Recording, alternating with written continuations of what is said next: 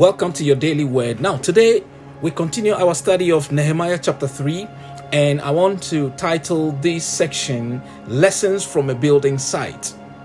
This will be the last portion that I do because Nehemiah chapter 3 actually reads a little bit like Matthew chapter 1, where you see the begat, and so begot this person, and this person begot this person, and talks about the genealogy of Jesus Christ.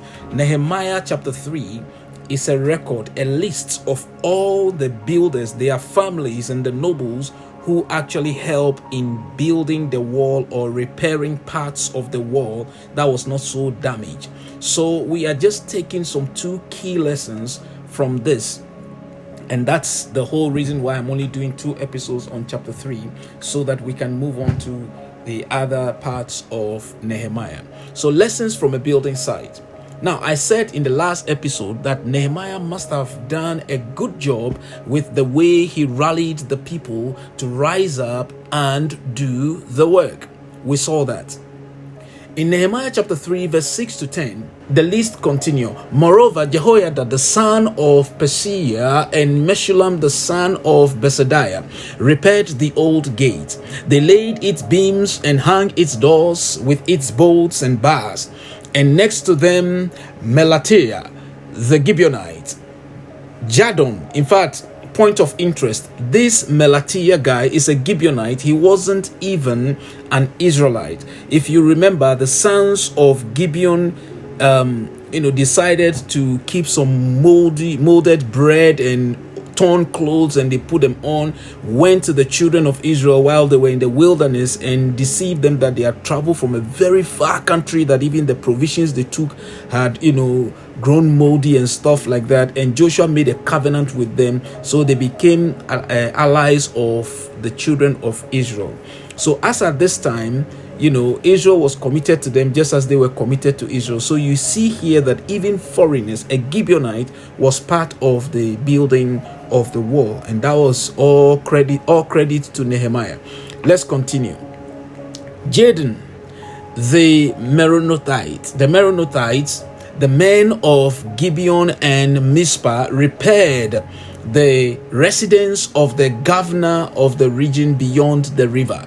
Next to him, Uzziel, the son of Harai, some of these names, one of the goldsmiths, made repairs.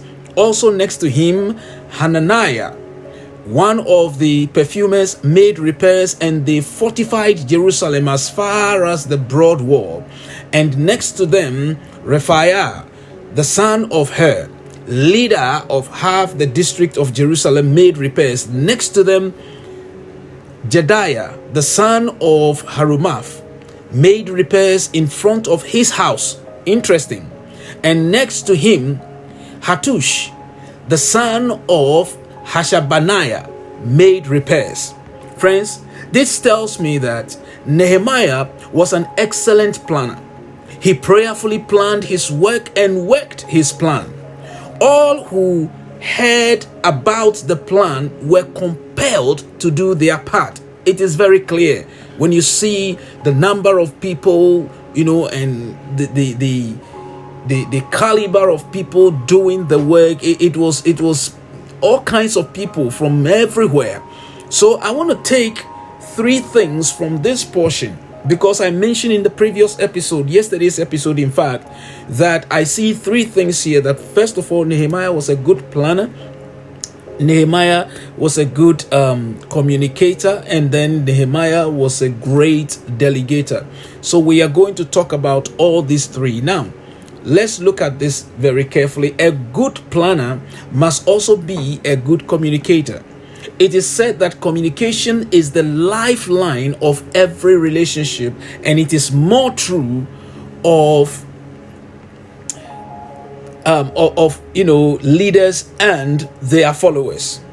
Nothing works well without communication, and I believe that is true. Nimrod and his rebellious builders of the Tower of Babel learned this truth the hard way. The Bible says they were one and had one language. So the Lord confused their language, and the work ceased. When churches, businesses, organizations fail to communicate effectively, it affects their output. How about good delegation?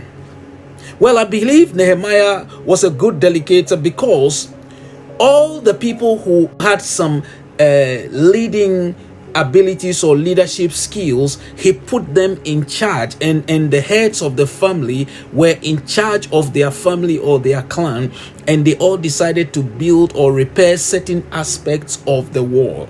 So you can see that there was clear division of labor, and the people were truly mobilized to do the work. So everyone who built the wall had someone leading them. The high priest, for example, led the priests. Verse 1 of chapter 3. Raphael, leader of the half tribe of the district of Jerusalem, he also made repairs. In fact, the Bible even calls him a leader of the half tribe of the district of Jerusalem, half district of Jerusalem. He also made repairs. Friends, the amazing thing was, I don't know if you spotted this, but the amazing thing was that Nehemiah was not in the picture at all. But the people, the people continued to work because they had their leaders. This, to me, is a great picture of delegation. When a leader, a visionary, has delegated effectively, what happens is that you find out that the people actually carry on the work. And even if that leader is not in the picture, if that manager is not in the picture, if the chief executive is not in the picture, the work still goes on. You know, sometimes we delegate, and when the leader moves away from the picture, everything slows down, because it's almost like the cat's away, the mice will play. But here we can see that obviously Nehemiah had communicated his vision so much so that the people owned it, and they realized that, look, this is not about Nehemiah, this is about us. This concerns us. We need to build security for our country and for our city. And so everybody rose up and built. Somebody even got up and repaired the wall that was in front of his house. Part of the wall around the city of Jerusalem was right in front of his house, and he repaired that part. What a beautiful picture. Okay, so friends, this sort of delegation, when delegation is done properly, it actually affords leaders and managers the time needed to look into other pressing matters facing the organization. The Bible says two cannot walk together except they agree. Amos chapter 3 verse 3.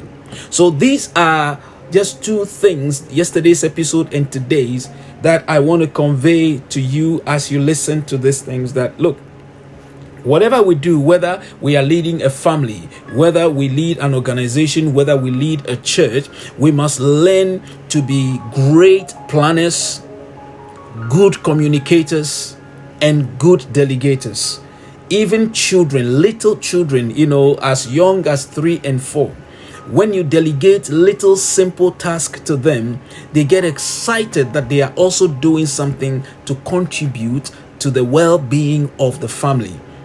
And so we must learn these things and impart them to young people.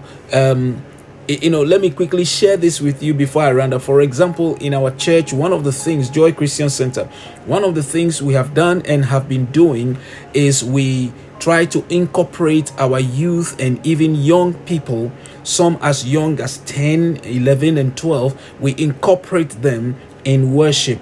And some of these guys are very talented, and you should see them, passionately serving God in that area. So it can be done, and we must learn how to do it.